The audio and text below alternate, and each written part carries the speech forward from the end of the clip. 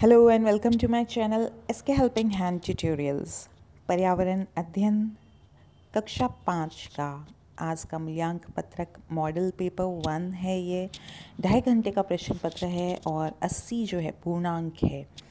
Total questions इसमें 23 आएंगे और सभी प्रश्न आपके लिए करना अनिवार्य होगा और इसके हल आपको लिखने हैं।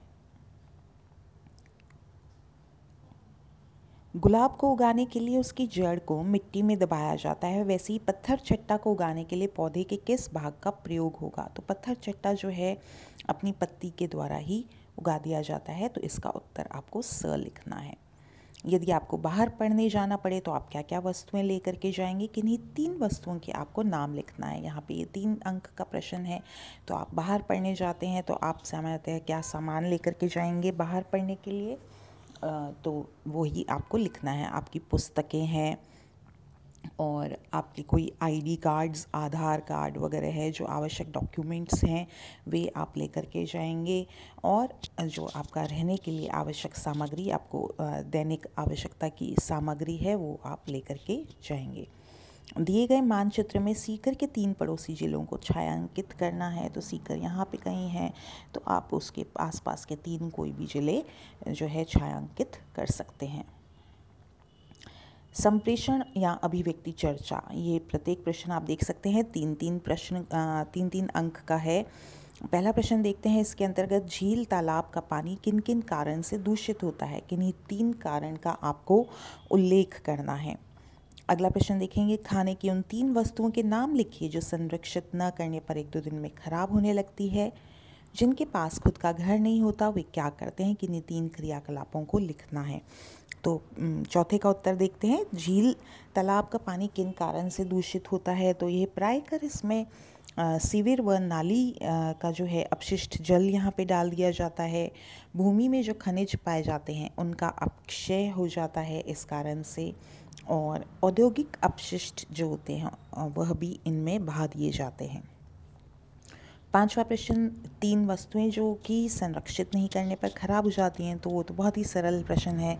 रोटी है, दूध है, सब्जी है, इन्हें हम संरक्षित नहीं करते तो ये बहुत जल्दी खराब हो जाते हैं। जिनके पास खुद का घर नहीं होता वे क्या करते हैं?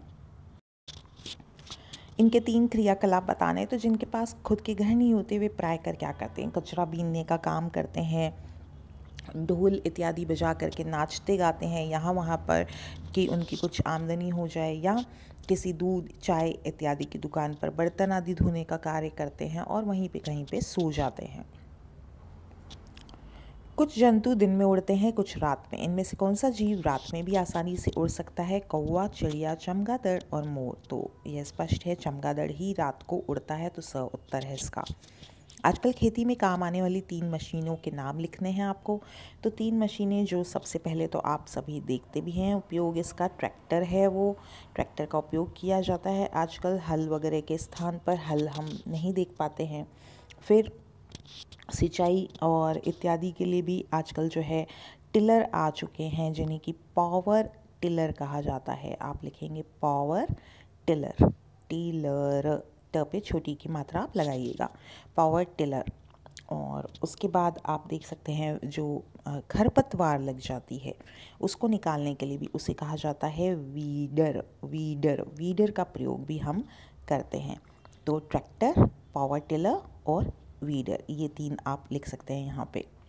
ब्रेल लिपि में परमानेंट को निम्नलिखित रूप में लिखा जाता है, तो इसी के अनुरूप मैनर को ब्रेल लिपि में लिखना है। ये 5 अंक का प्रश्न है, थोड़ा सा बुद्धि का प्रयोग करना है। अब देखिए यहाँ पे मैनर, तो PERMANENT, हर अक्षर को आप देख सकते हैं इस तरीके से लिखा गया है। जैसे N को 2 बार है तो इसके लिए हर अक्षर का एक क्रमांक इसमें बना दिया गया है। अब हमें लिखना क्या है? हमें लिखना है मैनर। तो आपको मैनर जब बनाना है तो आप पहले तो यहाँ पे इसका चित्रण सीखिए। एक लाइन बना के आपको 2 लाइन इस तरीके से बनानी है और फिर हर एक के गोले आपको स्थान और गिन करके भरने होंगे। तो बहुत ही सरल है। देखिए MANE, तो यहाँ पे आप देख सकते हैं MANE, तो एकदम वही आ गया। अब अंतिम अक्षर R ही अलग है इसका, तो यहाँ पे हमें R वाला जो चित्रण है यानी कि इस वाले को हमें यहाँ पर फिर से बना देना है इस तरीके से। 1 2 3 और यहाँ पे 1, ये वाला चित्र जो है वापस आपको अंत में बनाना है। तो MANE ये आप बना दीजिए 1 2 3 4, और अंत में R वाले को आपको यहाँ पे बना देना है। अगला प्रश्न है, निम्नलिखित वस्तुओं को उनके पानी में तैरने वाली और पानी में घुलने वाली वस्तुओं के आधार पर तालिका में भरना है। तो ये 5 अंक का प्रश्न है। यहाँ पे आपको कुछ शब्द दिए गए हैं, इसमें आपको इस तरीके से बनना होगा। तो पहले तो आप तालिका बना देंगे इस तरीके से। तालिका आप 2 लिखेंगे, एक तो तैरने वाली जो कि तैरेगी वस्तु, और एक जो कि घुल जाएगी। ठीक है, आप पहले ऊपर हेडिंग डाल देंगे तैरने वाली और घुलने वाली। उसके बाद आप हर एक को लेते जाइए। चीनी, तो चीनी क्या है, तैरेगी या घुल जाएगी? तो चीनी तो घुल जाएगी, तो चीनी को हम यहाँ पे लिख देंगे। फिर पेन, पेन तो तैरेगा या डूब जाएगा, तो इस तरीके से हम पेन को यहाँ पे लिखेंगे। और बूरा, बूरा जो है वो पूरी तरीके से घुलता नहीं है, दिखता है वो, तो बूरा, और उसको हम छानते हैं तो वो अलग भी हो जाएगा। लकड़ी है, लकड़ी तो स्पष्ट तैरती ही है, तो ये सब तैरने वाली वस्तुएं हैं। नमक, नमक जो है वो घुल जाएगा, तो नमक को हमें घुलने वाले स्थान पे लिखना होगा। अखबार, अखबार तैरेगा। फिटकरी, फिटकरी घुल जाएगी। फूल, फूल तैरेगा। सोडा, सोडा घुल जाएगा। प्लास्टिक की बोतल तैरेगी। तो इस तरीके से आपको इस चार्ट को पूरा कर लेना है। अगला प्रश्न देखेंगे, पेट्रोल, डीजल व कोयला की बचत करने के प्रत्येक के किन्हीं 3 तरीकों को हमें लिखना है।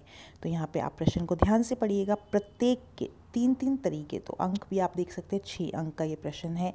तो चलिए इसका उत्तर हम लोग देख। अब यहाँ पे हम देखेंगे पेट्रोल बचाने के उपाय। तो टायर में हवा सही रखें, यानी कि टायर में जो हवा का प्रेशर है वो सही होना चाहिए। लाल बत्ती पे वाहन को बंद कर दें, हमें उसे चालू ना रखें। सामूहिक वाहन का उपयोग हो, व्यक्तिगत वाहन के स्थान पर हम सामूहिक वाहन का उपयोग करें। अब डीजल बचाने के उपाय, हमें प्रत्येक के 3 लिखने हैं, ये ध्यान रखिएगा। जल्दी जल्दी गियर नहीं बदलें, ये आप ऊपर नीचे भी लिख सकते हैं, पेट्रोल डीजल में कुछ भी लिखा जा सकता है। भीड़ वाली जगह जाने से बचें, जिससे कि हमें बार बार ब्रेक इत्यादि का प्रयोग नहीं करना पड़े। समय पर वाहन की सर्विस करवाएं। कोयला बचाने के उपाय, सीमित उपयोग हो, कोयले का सीमित उपयोग हो। सौर ऊर्जा का उपयोग हो, यानी कि जो दूसरे स्रोत हैं हमारे पास उपलब्ध हैं, असीमित हैं, उनका उपयोग हमें करना चाहिए। तो सौर ऊर्जा इसका सर्वश्रेष्ठ विकल्प है। कोयले से उत्पन्न विद्युत का कम से कम उपयोग होना चाहिए। अगला प्रश्न देखेंगे कि यहाँ पे क्या दिया गया है। घर, चबूतरों, आंगन में बैठकर खेले जाने वाला खेल है मारदड़ी, चौपड़, कबड्डी, वॉलीबॉल। तो ये प्राय चौपड़ ही खेला जाता है इस तरीके से, बाकी के लिए हमें खुले मैदान की आवश्यकता है। डेंगू रोग निम्नलिखित में से किसके कारण होता है? मादा एनोफिलीज, नर एनोफिलीज, एडीज मच्छर, ये सभी। तो डेंगू जो है एडीज के द्वारा होता है। 26 जनवरी 2001 को भूकंप आया था गुजरात के कच्छ में, राजस्थान के राजसमंद में, हरियाणा के हिसार में, उत्तराखंड के नैनीताल में। तो ये गुजरात के कच्छ, और कच्छ में भी कहाँ आया था? भुज में आया था ये मुख्यतः।